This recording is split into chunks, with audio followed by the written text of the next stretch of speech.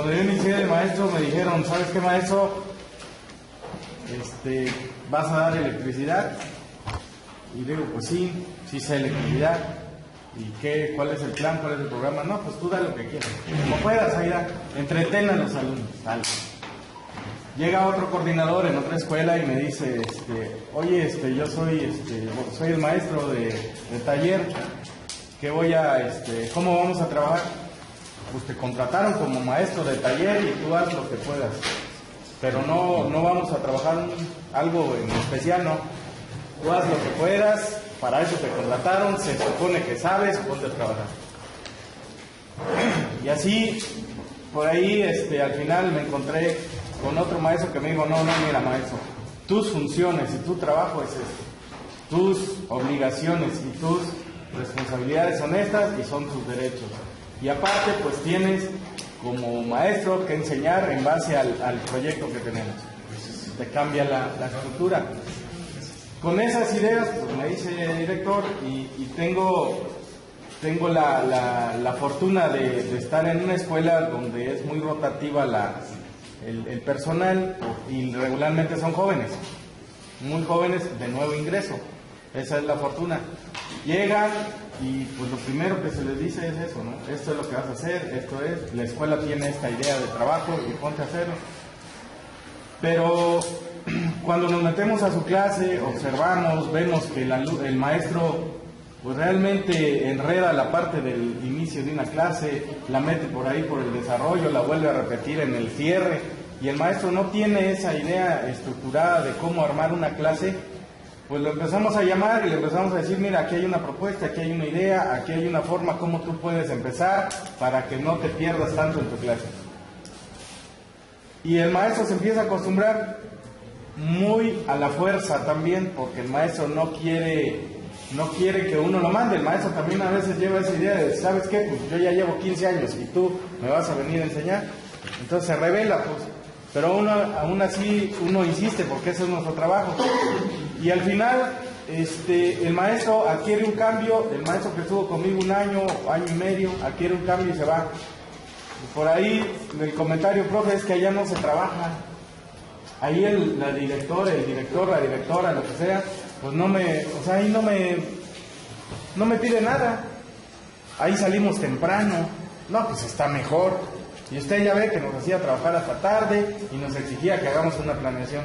Entonces, ese es el conflicto realmente que traigo ahorita un poquito para compartirlo también, porque entonces uno queda como el director que impone, el director que exige, el director malo.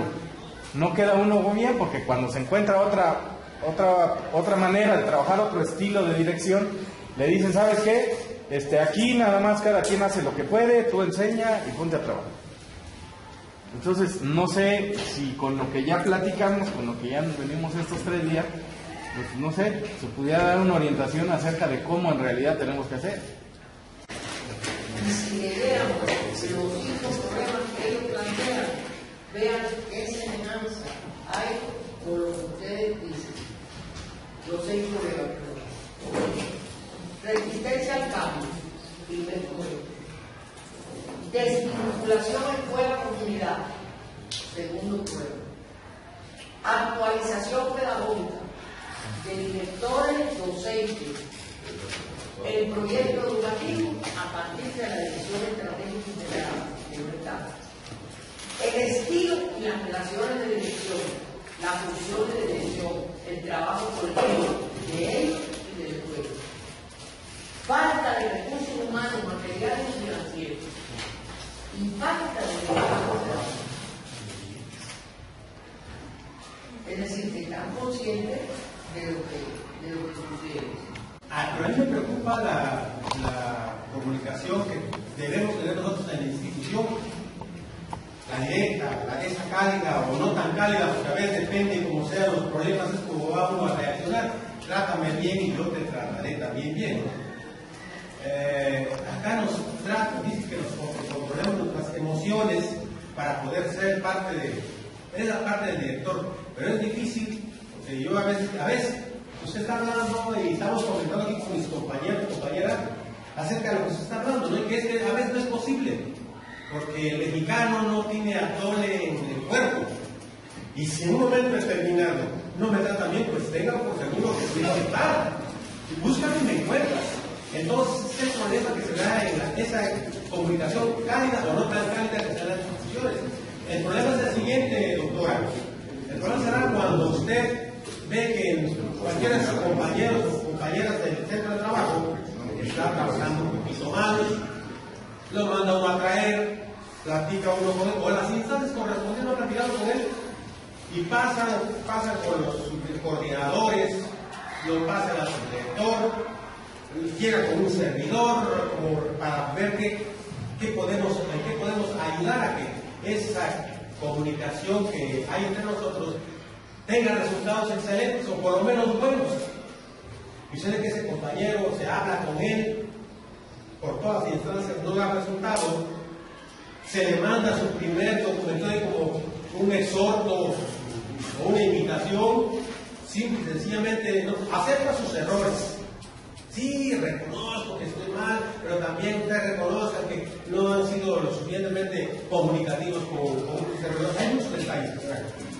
Y usted tiene que comunicados, verbales, y empiezan los por escritos y no da resultado. Pregunta que a mí ahorita con esto de la comunicación, ¿qué hacer en esos casos? Y entre más personal tienes, más te complicas o más complicada es la vida. Entre más personal tenemos. Esa es mi pregunta, doctora. Porque nosotros sacamos la chamba, hacemos el trabajo lo mejor que podemos, pero nos encontramos con ese tipo de personas. Llega un momento en que dicen es que el director no tiene por qué poner a disposición o mandar a alguien fuera de la escuela, pero es que definitivamente ya no encontramos la forma de cómo hacer ver a ese compañero o compañera que el trabajo que está haciendo pues no es el que uno espera de ellos, sobre todo para un buen resultado con los alumnos y alumnas. Y digo, bueno, ¿saben qué? Mejor me lo quito de encima, que es el problema más fácil, es solventar el problema, pero que mejor se lo pongo a disposición. Aquí al departamento vean dónde lo mandan a la escuela de tabachines, donde sea, pero por ahí se va ese compañero o compañera. Ese es el detalle que yo les quisiera preguntar, ¿qué es lo que nos falta a nosotros como directivos para poder encontrarle el hilo a esa situación? Bien, miren, un poco. Y es cierto que la tecnología es algo importantísimo y el manejar la información a través de la tecnología, pues lo que da incluso rapidez, ¿no?, en el manejo de la información y ayuda a la toma de decisiones. Eso es una realidad. Y no estamos en contra de la tecnología. Lo que sí nos parece es producto quizás de lo novedoso y que a veces contribuye al burocratismo y al alejamiento de lo que es el control que debemos de ejercer y la orientación directa que debemos de tener. Es un peligro, sinceramente, es una oportunidad y es un peligro la tecnología, porque es una oportunidad porque nos abrevia, nos ayuda, además magnifica la información, pero el peligro está en saberla utilizar y no obviar, como usted bien dice, el contacto directo. Nosotros le decíamos a los supervisores, es necesario el contacto directo con la escuela. Como para ustedes les decimos, es necesario el contacto directo con la clase, con el maestro del aula, con el padre de familia. Y esto puede que en un momento determinado lo que es bueno sea malo, en el sentido de el alejamiento, la lejanía, pero esa lejanía incluso puede traer distorsión, porque si bien el aspecto cuantitativo es importante y coincidimos con el peteo en esto, yo tengo que manejar gráficas, yo tengo que manejar estadísticas, pero la estadística fría no me dice nada. Yo puedo tener, por ejemplo, que la deserción de secundaria técnica es de tal. Pero ¿por qué? ¿Qué valoración hay en esta escuela, en esta, si yo no voy allá y lo veo con mis ojos? Yo no sé lo que está pasando de verdad, porque además el papel lo aguanta todo y hasta la estadística puede ser falseada. Entonces, la información es válida y en el diagnóstico hay una regla del diagnóstico que es muy importante. Confíe en el diagnóstico, pero desconfíe al mismo tiempo, utilizando el triangulado de la información. Nosotros en Cuba, vean que confiamos, pero desconfiamos en la información y la triangulamos, porque no puede usted aceptar lo que un solo dato le dice. Triángulo para poder saber dónde está la verdad. Y en este caso eso no se logra solamente con la técnica, eso se logra con el diálogo, con la visita, con lo que usted ve, con lo que observa, con lo que analiza, y el jefe con lo que hace de esa forma. Ustedes no se pueden manejar de la clase. Los supervisores no se pueden alejar de la escuela ni los jefes de sectores, porque esa es la razón de su vida. Y en este caso debemos de ir caminando en todo sentido. Que no se logra de ahorita para luego, porque el cambio de mentalidad mentira, no se logra. Porque yo puedo decir, la profesora está diciendo cosas que no son ciertas, pero no lo hago inmediato. Después cuando llego a la realidad, sigo haciendo lo mismo. Entonces, por lo menos la comprensión de que no debe de ser, me parece que lo hemos logrado. Ahora vamos a ver si se modifica la realidad. Hay algo muy bueno aquí, y es que supervisores en este sector y ustedes van a hablar el mismo idioma, no van a hablar en chino, van a hablar en oaxaqueño. Entonces, en ese oaxaqueño es donde se pueden mover.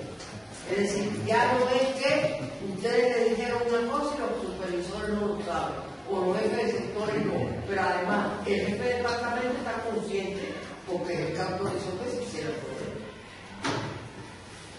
Entonces, por algo es la unidad de apoyo académico es quien apoyó para caernos. Entonces, debemos de, yo diría, tener un poco de pensamiento positivo, a ver qué es lo que se puede lograr, y los resultados los veremos en meses, no de inmediato, sino en meses, porque ya incluso la conversación de ustedes con los supervisores debe de cambiar. Deben tener cierto cambio en lo que conversan, en lo que dicen, en lo que se plantea, y así sucesivamente. Bueno, si ustedes me permiten, yo quisiera, antes de continuar, que ustedes vieran esto para que un poco compensa lo que estamos diciendo y así refrescamos un poco. Miren, yo vuelvo a poner, Juan, yo vuelvo a utilizar, porque es lo que viene ahora a la mente, ¿no? Juan y el celular. Yo debo de pensar, bueno, es que esa es la técnica, es lo que ya él ha hecho una dependencia, ¿no? Después nos quejamos de la dependencia de los muchachos a los huevos, pero es la dependencia nuestra del celular y no podemos vivir sin él. Entonces hay que ponerse también y pensar, es que hay una dependencia al celular. ¿Hasta dónde? Bueno, vamos a educarnos. Entonces, si yo no pienso en que hay una dependencia, yo no cedo y vivo cualquier situación, es algo. Digamos, lo que voy a cambiar. Ahí yo cedí, pero me puse en el lugar de pensar que hay una dependencia, que es verdad, que existe, y que es raro que usted no camine una cuadra, no aquí en Cuba, es raro que usted no camine una cuadra y no vea a la persona.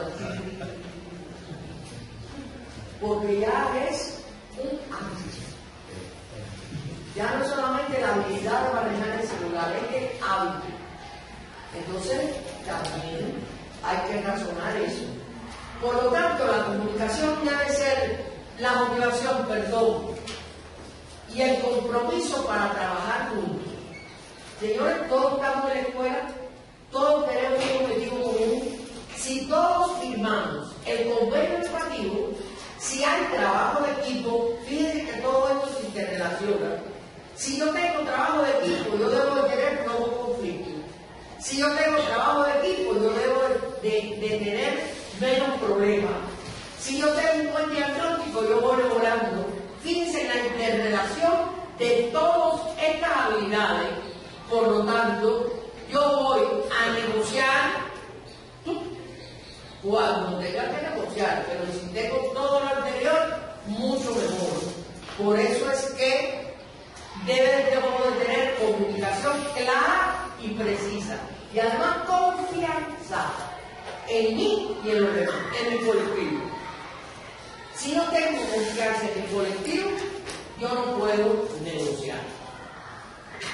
Así tenemos tácticas de desarrollo. ¿Cuál es? Tomar la iniciativa. La iniciativa, ¿cómo la sienten ustedes? Todo el otro. Comiencen a negociar ustedes. Facilitar toda la información disponible, todo lo que quieran saber, facilitarlo. Hacer la primera concesión o esperar a que sea la otra parte quien dé el primer paso. Seleccionar un lugar adecuado para ambas partes. Ahora, tácticas de desgaste. Esta, por favor, no. Desgaste, ataque, engañosa, ultimátum. Esto no lo hagan, porque no están negociando, están dando orden.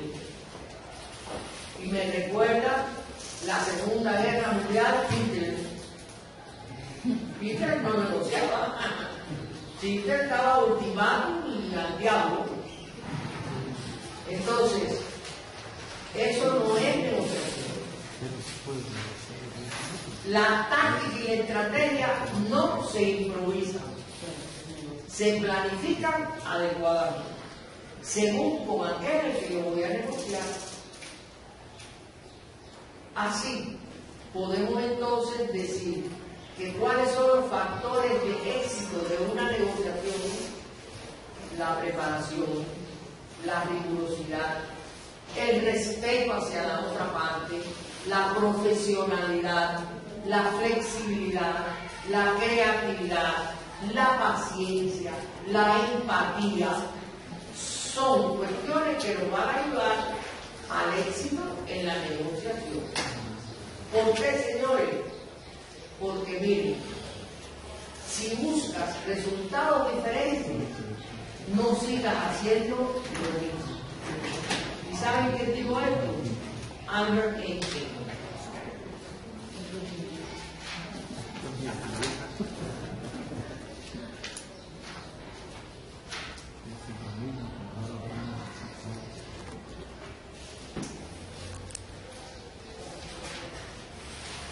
Bien. Pero no olviden que la negociación es un proceso mediante el que se logran acuerdos y se resuelven incluso conflictos sin utilizar la autoridad o la coerción. Les pido entonces que vamos a ver lo que es el manejo de conflictos y hacer unas preguntas convenientes de negociación y de manejo de conflictos, porque juega una cosa con la otra. Vamos allá, terminando esto. Solución de conflictos. Yo les decía que un tratado de comunicación es un tratado de la negociación, es el accionar mental que estamos haciendo. Pero también tenemos que ver la solución del conflicto. ¿Qué es lo que es el conflicto? El conflicto es un proceso que comienza cuando una parte percibe que otra ha afectado en forma negativa algo que le interesa a la primera o que está a punto de afectar. Así, el conflicto es la situación que surge cuando una o más personas no pueden ponerse de acuerdo con respecto a algo. Puede ser la falta de consenso sobre valores o metas, sean reales o percibidos. Puede abarcar cualquier cosa, desde un simple desacuerdo entre dos personas hasta una confrontación bélica a escala global. He ahí la definición del concepto conflicto. Pero el conflicto presupone que las partes involucradas deben percibir el conflicto.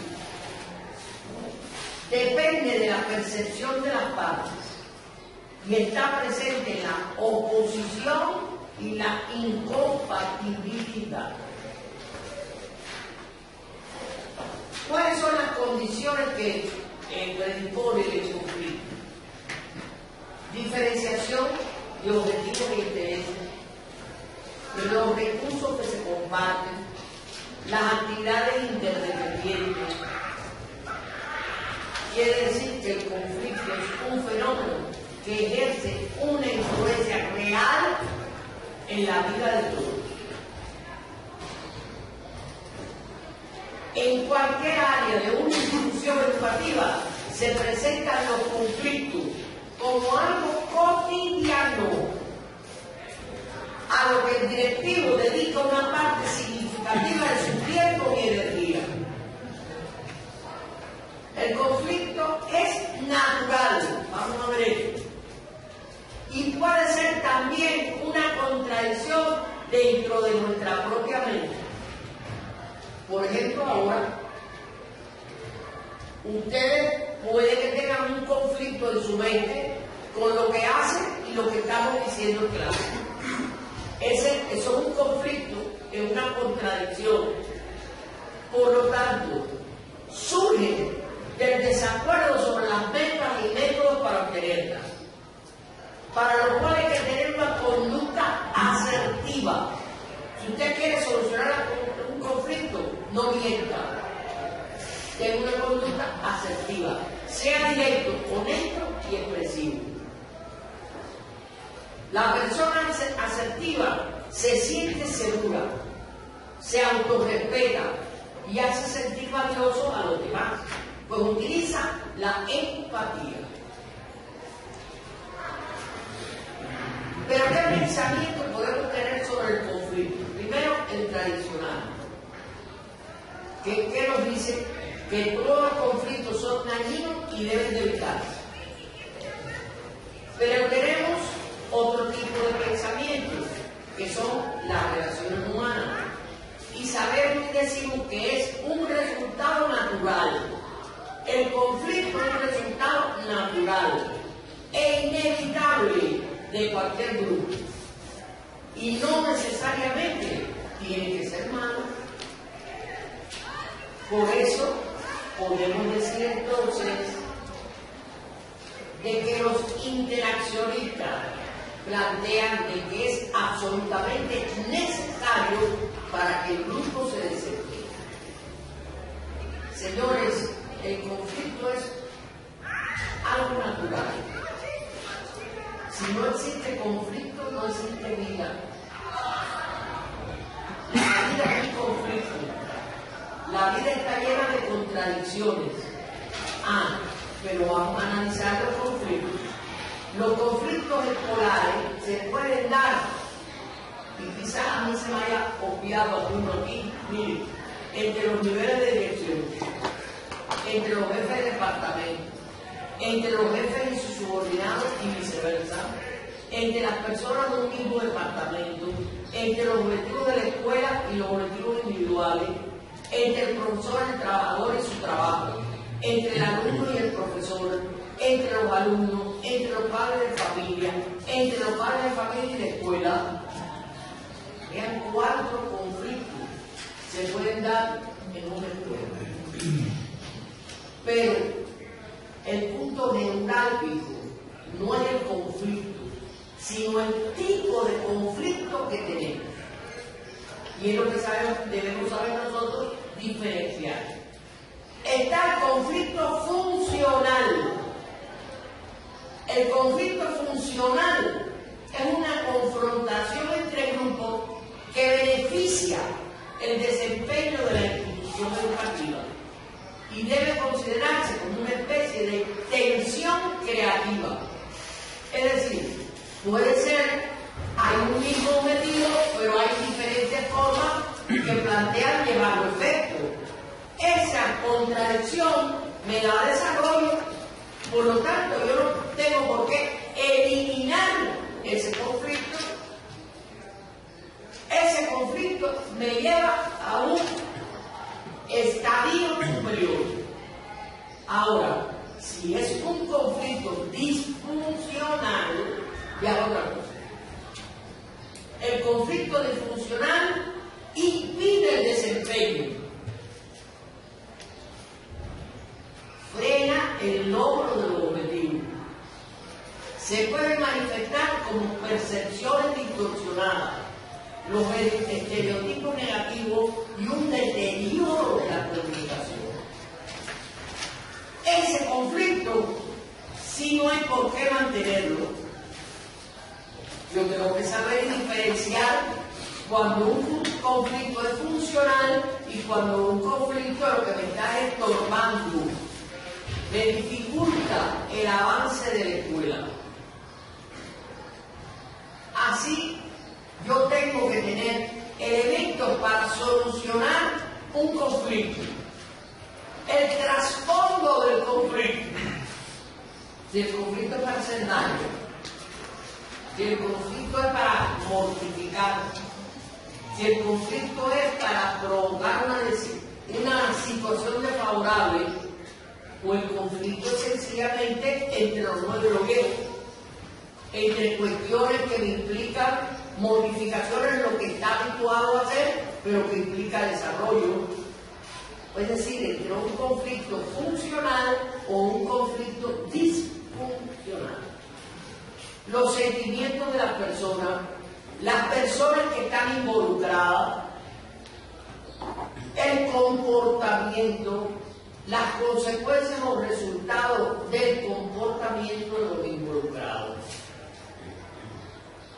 Y yo debo de saber manejar los conflictos. Manejar los conflictos me proporciona la posibilidad de convertir el conflicto en oportunidad, con flexibilidad de pensamiento, reflexivo y analítico. Repito, si el conflicto es funcional y tengo una cuestión que solucionar en la escuela, y hay un grupo que dice que de esta forma y otro grupo que dice de otra, vamos a reunirnos, vamos a negociarlo y vamos a ver, a lo mejor de los dos hago uno, que es la mezcla de esos dos, o por consenso convenzo de que esta es la forma de llevarlo a efecto. Pero ese conflicto me da desarrollo. Ahora, si yo tengo un conflicto disfuncional, no puedo proceder igual. El conflicto, por lo tanto, es inevitable. No hay, no digo yo una institución, una familia que no tenga conflicto. Entre el padre y los hijos, entre la mujer y el marido, entre el abuelo y el nieto. Son contradicciones que pueden ser positivas, que me ayuden en el desarrollo, o puede ser que sean negativas, pero el conflicto es inevitable. Puede ser, por lo tanto, una fuerza positiva o negativa. Quiere decir esto que no deben eliminarse todos los conflictos, sino solo aquel que me produzca una fuerza desestabilizadoras, que me cree problemas en la escuela. El punto crítico, por lo tanto, no es la aparición del conflicto, sino cómo se maneja. ¿Cómo yo voy a manejar un conflicto que me va a ayudar, esa contradicción que me da desarrollo, o un conflicto que debo de evitarlo, de atenuarlo, de eliminarlo, porque es mi problema? Un importante paso es determinar a quién pertenece el problema, quién lo afronta, quién es su portador, pues permite que los involucrados asuman responsabilidades.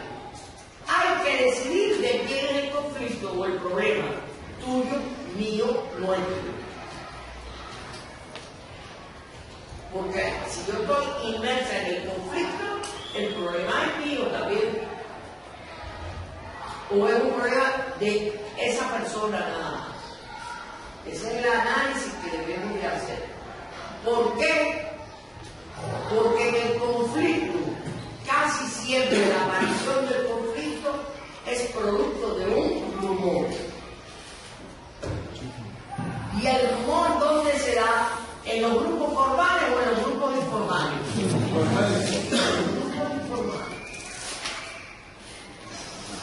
Y ahí empieza el problema. Es por eso que el rumor son producto de la creación colectiva. Están saturados emocionalmente. Satisfacen necesidades psíquicas no resueltas por las personas que lo transmiten. Los impulsa la esperanza de satisfacer esa necesidad que no tienen resuelta. Se somete a cambios durante su transmisión. Yo siempre digo, no es lo mismo Santiago de Compostela que Compostela como fuera con Santiago. Entonces se comienza un rumor y el rumor se va modificando y llega un momento que no es el mismo que se inició. Por eso es que la validez del contenido de los rumores es dudosa, siempre es dudosa, de los chismes como nosotros conocemos. Tiene carácter efímero. El contenido es siempre de tema actualidad. A nadie se le ocurre hacer un rumor o formar un rumor de los mixtecos antes de Cristo. No, el rumor es que ahora, ¿qué pasa? ¿Qué hizo el director? ¿A dónde va? Que si tenemos paro, que si no tenemos, que si viene por ahí, es de actualidad. Por lo tanto, podemos decir que hay tres tipos de rumores. El primero, el rumor del deseo. Yo quiero tanto esto que comienza a desarrollarse el rumor a partir del deseo de que sea esto o lo otro. El rumor del miedo. ¿Qué pasará? ¿Qué hará? Dicen esto. Y empieza el rumor del miedo. O el rumor agresivo. Dicen esto y, por lo tanto, es contra toda la bandera. Y así son los rumores como se desarrollan. Pero ¿qué causas lo originan? Antes que todo, señores, el poco volumen de información de la fuente oficial.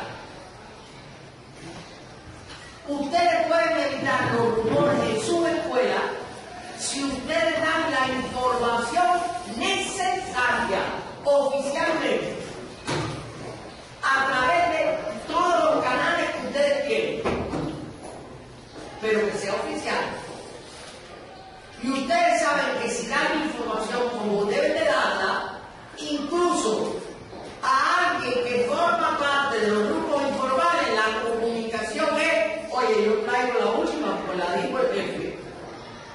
la dijo el director.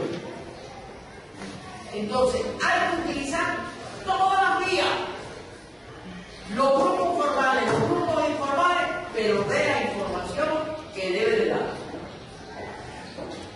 Las vivencias emocionales que llegan a saturar al emisor pueden actuar como incentivo para los grupos.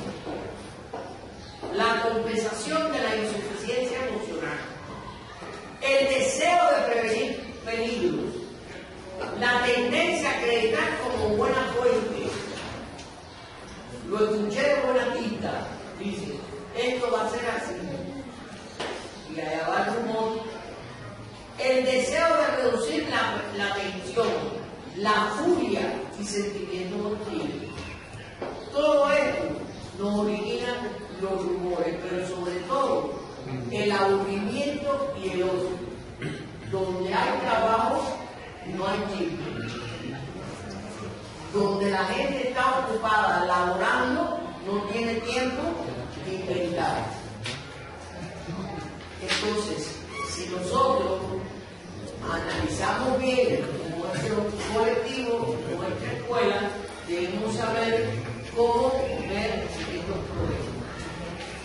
Por lo tanto, con medidas profilácticas, un buen nivel informativo, estimular la confianza, acreditar el prestigio de las fuentes oficiales, crear condiciones propias para la creación de rumores. Es preferible evitar los rumores a combatirlos, pero si aparecen, es un error combatirlos de frente. Aquí voy a explicar esto. Los rumores, ¿de dónde salen? Dijimos la mayoría de los grupos informales, ¿no es así? De la comunicación informal. Si hay un rumor y llega a usted y es de los grupos informales, señor mío, no lo ataque de frente. No haga una reunión porque dicen por ahí que esto. No. Utilice la misma vía informal. Siempre hay alguien que va a querer repetir lo que dijo el viejo. Y va a decir, lo traigo de buena quinta. Y usted no se comprendió. ¿Se ha hablado? ¿Cuál es su nombre? Era Eladio. Hablaba con Eladio.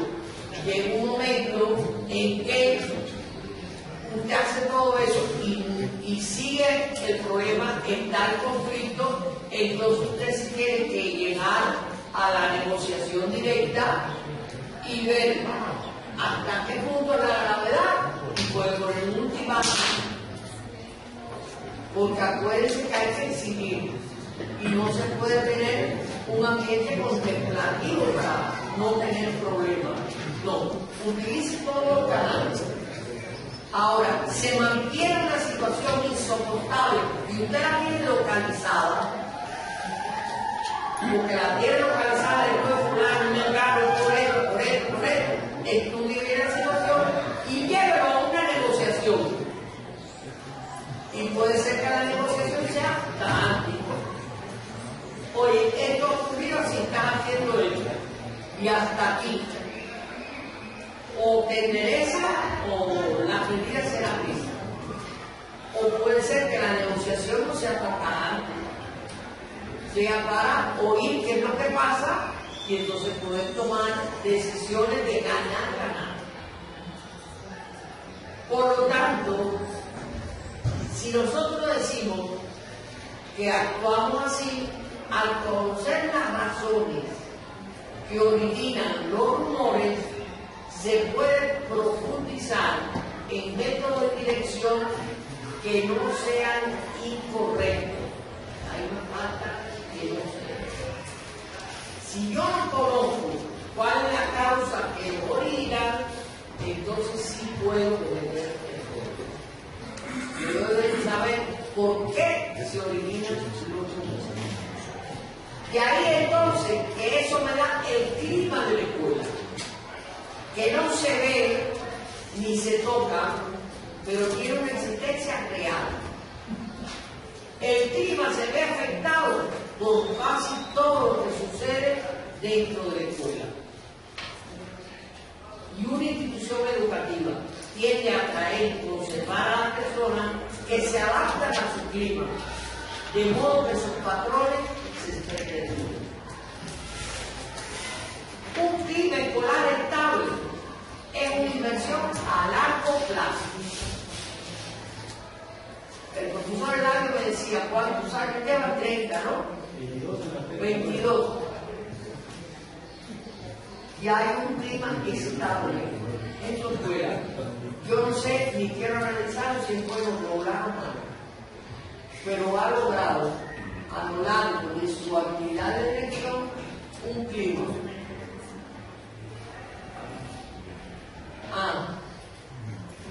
Al que hay que prestarle la debida atención. Porque una institución educativa con una disciplina demasiado rígida, con demasiadas presiones a los docentes, a los alumnos y los padres de familia, solo podrá obtener logros a corto plazo. Cuando pasa el efecto de orden y mando, se acabó todo. Por eso, mucho cuidado, los directores más nuevos, vean la experiencia de los directores con mayor experiencia, y decíamos incluso, para ustedes los más jóvenes es fácil aprender, porque es aprender nada más. Los que tienen mayor experiencia, pues tienen también un anticar en contra, que tienen que aprender a desaprender para reaprender las cosas que en un momento determinado no tenían y que están habituados a hacer. Por lo tanto, hay que romper hábitos que entorpecen el desarrollo de estas habilidades. Quiere decir que el clima escolar puede ser un vínculo o un obstáculo. Es factor de distinción e influencia. Y en resumen, es la expresión personal de la opinión que tiene todo lo que está implicado en la actividad